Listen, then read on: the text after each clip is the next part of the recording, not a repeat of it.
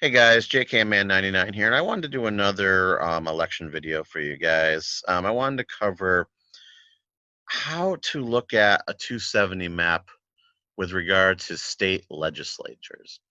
So before I get started at all, this was going to be a lot quicker than my last video, by the way, but I wanted to show you basically three maps, and then we're going to call it a day. So this right here, what you're looking at, is the map that 270 is currently projecting. It's basically looking at each state. It's calling, to be honest with you, it's calling a lot of things I personally disagree with. Like, I don't think Ohio or Florida are toss ups. I definitely don't think Georgia is a toss up. Um, and I don't know. It's just so. But in any case, they have Biden at 290 and they have Trump at 163.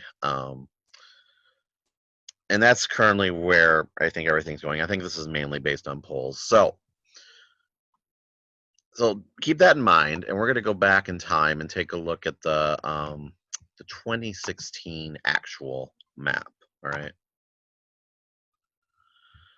So here's the 2016 map. This is what actually happened. Now, actually, it's really not, because what it's not taking into account too were the faithless electors. Like, Trump only got 304 electoral votes. He didn't get 306 because Kasich and Ron Paul both received an electoral vote, and Colin Powell received a bunch on the Democratic side. But that's neither here nor there. Here's the entire point of this. So I want you to keep an eye out. Just look at where the red is and look at where the blue is. Try to remember that, because now what we're going to do is we're going to look at the current makeup of our state legislatures. And we're going to see if it looks closer to the map that 270 has or the map of 2016. So let's take a look. All right, and as this is our current state legislature makeup. So in other words, it takes all the state legislatures and it basically says is which state is more Democrats, which one's more Republicans. So um, does this map look kind of similar for you guys? It really should, because this matches the 2016 map almost entirely. Now, there are a few things to keep in mind. One, some states do elections in the legislatures every 4 years, especially when it comes to their upper houses, like their state senate and whatnot. So some of this hasn't changed since 2016, so it kind of makes sense this is the way it is. However, this is also taking into account what happened in 2018.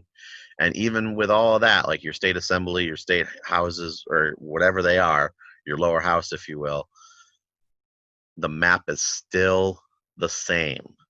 I mean, like, even actually, it's a little worse. Minnesota is like right in the middle, and Alaska is though too, though. So, um, but other than that, like, everything is almost identical, I believe, and it honestly doesn't look good. I mean, it tells you that how come there wasn't more of a state legislature change between 2016 and now, if there's going to be such a big change in this upcoming election. Now, what it could tell us is, oh, well, maybe it's because of the fact that we have the coronavirus now, and a lot of the stuff that happened in the last 2 years just isn't being represented now. And that is possible. I mean, we could see that because of the economy change, not to mention everybody getting sick. Like, absolutely, that is possible. It's just, unfortunately, we don't really have it here with nothing except polls. And after what happened in the last election, I'm having a lot of trouble trusting the polls. They're probably going to be right. It's probably just a one-time fluke, but I'm when I see stuff like this, and I'm like, okay, let's look at the evidence. Let's look at what actually has happened in elections since 2016, and it looks more like 2016 than 2020.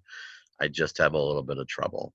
Um, Seeing the change that 270 is predicting. So let me know your thoughts. Let me know if you think it's going to be more like the 2016 map and it's still going to, a lot of these red states are going to stay red, or do you think it's going to be more like the map that 270 is actually giving us, which has, again, looking at this one last time before I switch it, which has it pretty much going in favor of the Democrats completely.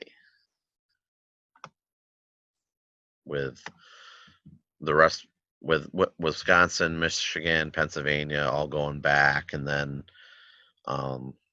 let's see, and then possibly North Carolina and Georgia and Florida switching, and Ohio switching, and Iowa possibly switching. So lots of possibilities, and just curious what you guys think. All right, well, thank you guys so much for tuning into this video. Make sure you like and subscribe to my page, and as always, take care.